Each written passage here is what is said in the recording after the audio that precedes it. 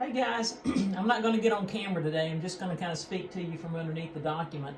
The new work coming out this Thursday and Friday in your packet will just be review number 4. You'll see it right here, review number 4.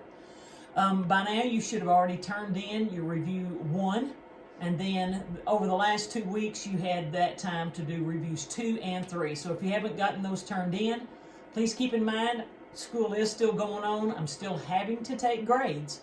And so if you don't reach out to me, if for some reason you're not getting these videos, everybody kind of check on their friends and make sure everybody's staying in touch and watching these videos. They really do help with your reviews.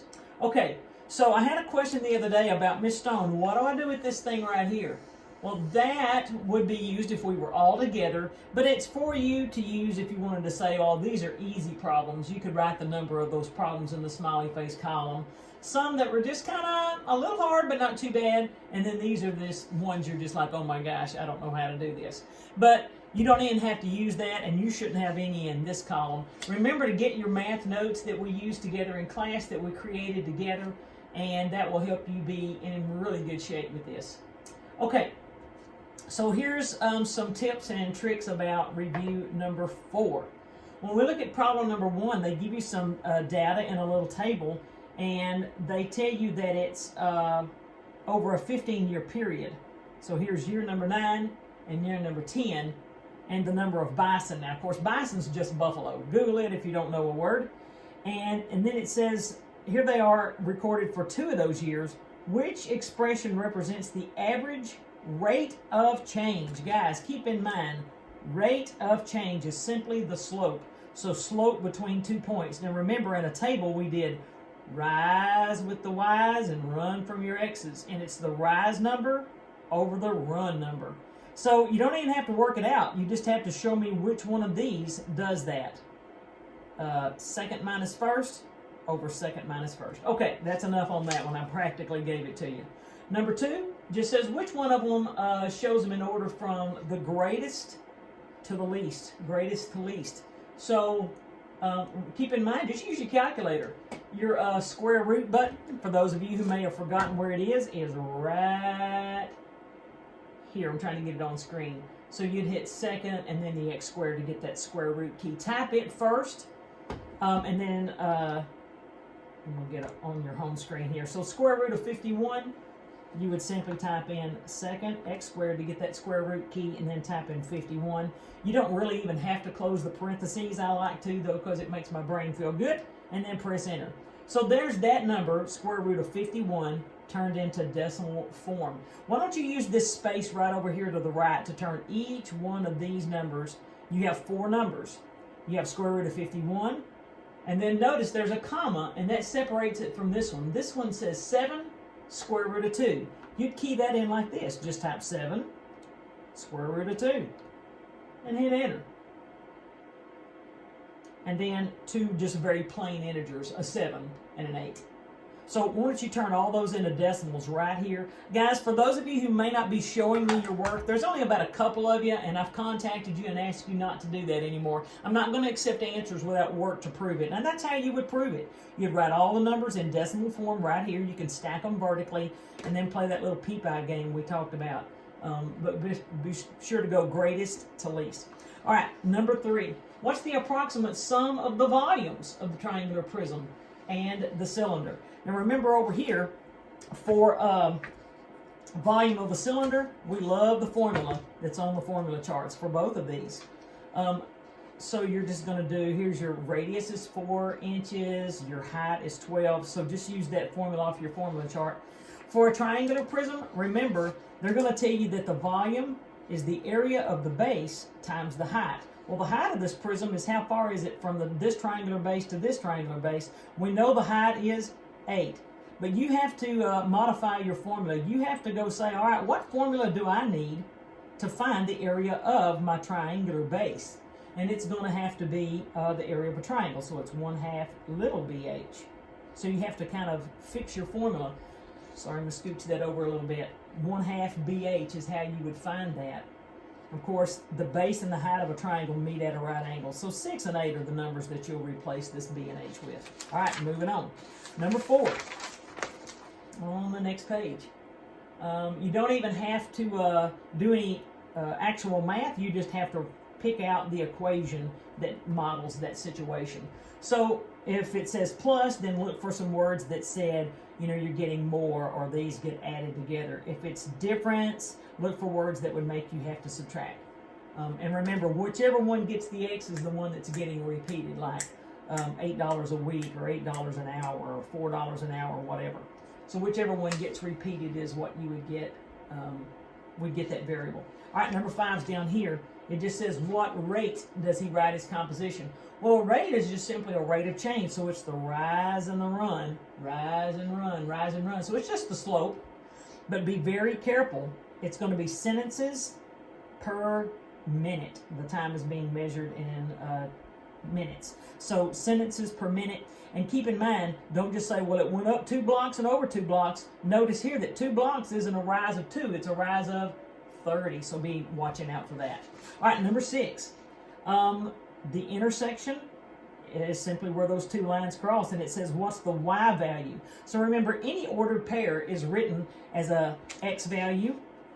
That's for the old problem. An X value and then the Y value. So name the ordered pair where those 2 guys meet, and then it's the Y value that you're going to be putting in your bubble document here. So just write the ordered pair, take the Y value, and that's what you're writing your bubble document. All right, that's number 6. Here's number 7. Hint number 7. Well, I see a right triangle, and that looks so much like Pythagorean theorem, doesn't it? And it says, which one of these could be the lengths of a right triangle? It said, if this is a right triangle, which one of these could work? Well, let me just try A with you. A says, could it be 3, 4, and 6? This is a question. Could 3, 4, and 6 make a right triangle? Now remember, if these are the lengths of the sides, the longest one's the hypotenuse. So that would be your hypotenuse, and these 2 would have to be your legs. And remember the Pythagorean theorem. It says take each leg and square it, and then add those together. And it should be equal to not the hypotenuse, but the square of the hypotenuse. So just grab your calculator and see if that works out or not. Let's see, 3 squared is 3 times 3, that's 9. 4 squared, 4 times 4 is 16. And 6 times 6 is 36. And if I add 9 and 16, I get 25. I do not get 36. So that one would not work. So A is out. So I've helped you out with that one. Just do that on each one of those. Your calculator can be a big help. But you could definitely show, the way I showed my work for A, you could show that for each one of these down here. Number 8. Let me see if I can get all this lined in here. 8's a pretty big, long problem. I'm going to have to get it like this right here. Great. Okay, so number 8 says, gives you a lot of information. It says, now study these verbal representations. And it says, which verbal representation of functions would graph as a non-proportional function? Well, I'm going to remind you of this. When you graph a proportional function, it's going to be, there's a X and Y axis. If it's proportional, remember, it's going to be linear, and it's going to go through the origin. Go through the origin.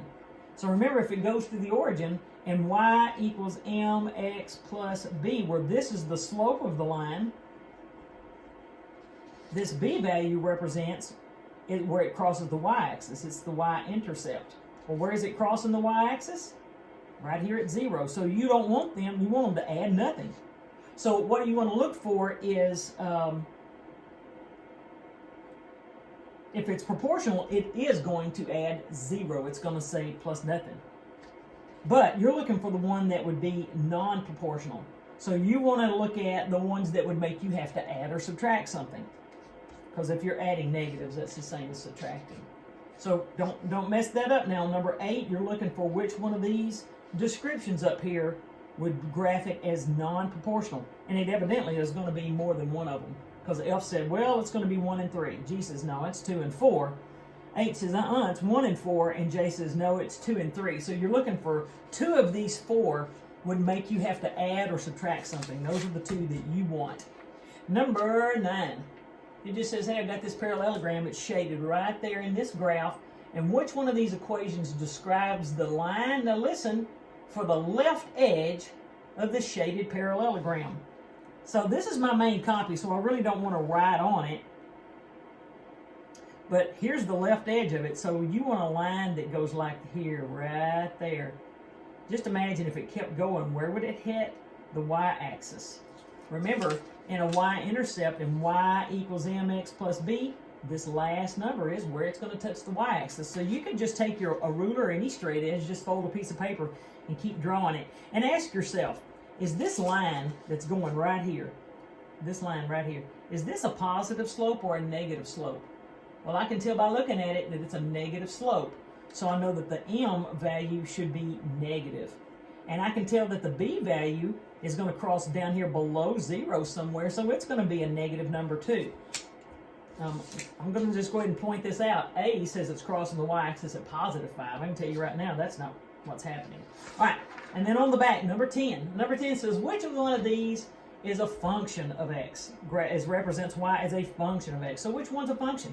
If you'll remember, we can put the vertical line test through it. If you can put a vertical line through it and touch it in more than one spot, it's not a function.